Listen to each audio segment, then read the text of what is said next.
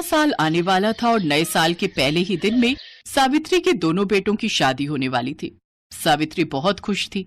उसका सपना जो पूरा होने वाला था, घर में 2 बहुएं आएंगी, मेरा घर खुशियों से भर जाएगा, कितना मजा आएगा, नया साल और नई खुशी एक साथ शुरू होगी। लेकिन सावित्री को नहीं पता था कि नए साल में खुशी नहीं दुख का पहाड़ आकर दरवाजे पर दस्तक देने वाला था। सावित्री ने अपने दोनों बेटों के लिए खुद लड़की पसंद की थी। उसकी होने वाली दोनों बहुएं शहर से थीं, इसीलिए सावित्री सीना तान कर पड़ोसियों से कहती रहती थी, मैं शहर से बहुएं ला रही हूँ, हाँ देख लेना कितनी सुंदर है मेरी दोनों बहुएं।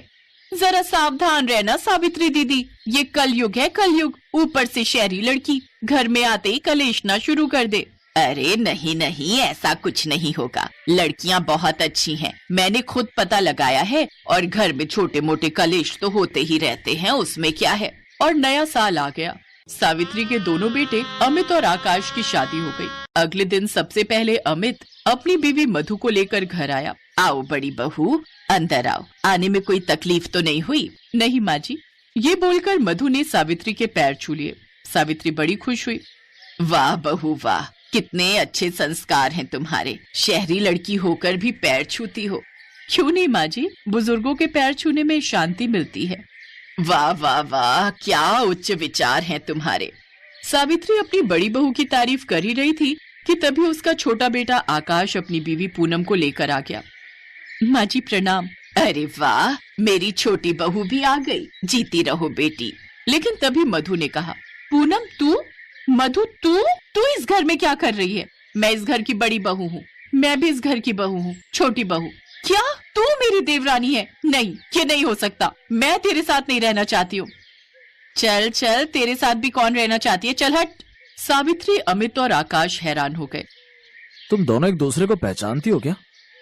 ये मेरे कॉलेज में थी, 1 नंबर की चुड़ैल लड़की है ये। तू है चुड़ैल? कॉलेज में 100 लड़कों के साथ घूमती थी और यहाँ आकर अच्छी बहू बनने का नाटक कर रही है।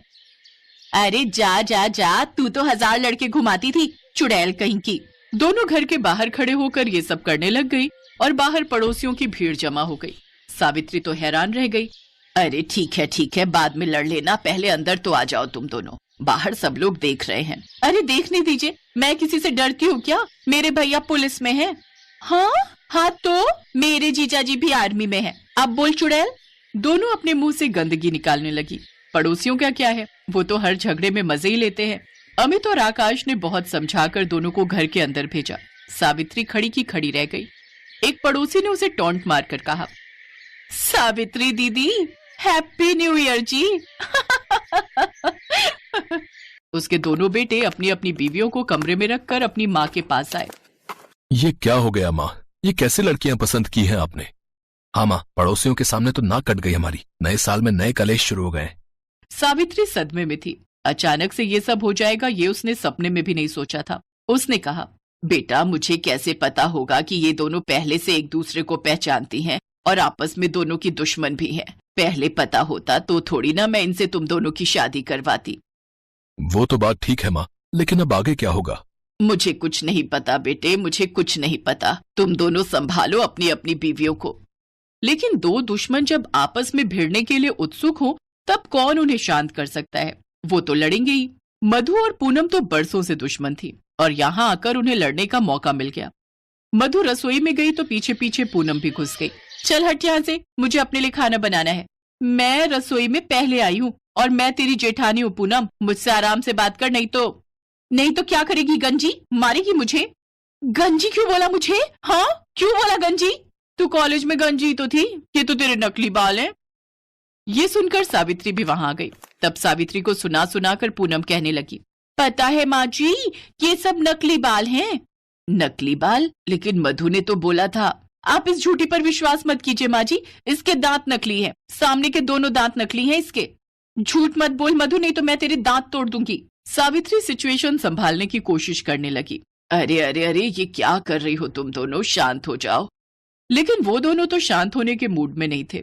इस तरह हर बात पर दोनों झगड़ने लगी। हर छोटी छोटी बात पर दोनों में हाथापाई होने लगी और आसपास के लोग घर के अंदर झांक झांक कर मजे लेने लगे। अरे वाह, अब जाकर मोहल्ले में कुछ मजेदार कलेश हो रहा है, बहुत मजा आ रहा है। सही कहा भाभी, मैंने तो पहले ही सावित्री दीदी को कहा था, लेकिन वो तो बहुत उछल रही थी। शहरी बहू लाने का घमंड था उनमें। अब देखो कैसा लगता है। इस तरह सब लोग मजे लेने लगे और गांव में सावित्री का नाम मिट्टी में मिल गया। और एक दिन मधु और पूनम के बीच में जबरदस्त हाथापाई होने लगी। अमित और आकाश घर पर नहीं थे, इसीलिए सावित्री झगड़ा रोकने के लिए उन दोनों के पास गई और डंडा सावित्री के सर पर लग गया। सावित्री गिर पड़ी और उसकी आंखें बंद हो गई। माँ जी, क्या हुआ आपको? माँ जी, मधु माँ जी को अस्पताल ले जाना होगा। दोनों बहुएं सावित्री को उठाकर अस्पताल ले गई। सावित्री को हार्ट अटैक आया था, लेकिन डॉक्टर ने सावित्री को बचा लिया। मधु और पूनम रोने लगी और अपने पतियों से क्षमा प्रार्थना करने लगी। माफ कर दीजिए मुझे, मेरी वजह से ही आज माँ जी की ये हालत है। नहीं, मेरी वजह से है, गुनहगार मैं हूँ। नहीं, मैं हूँ। अरे अभी इस बात को लेकर भी अब आपस में झगड़ा मत शुरू करो। नहीं, मैं वादा करती हूँ, मैं और झगड़ा नहीं करूंगी। मैं भी नहीं।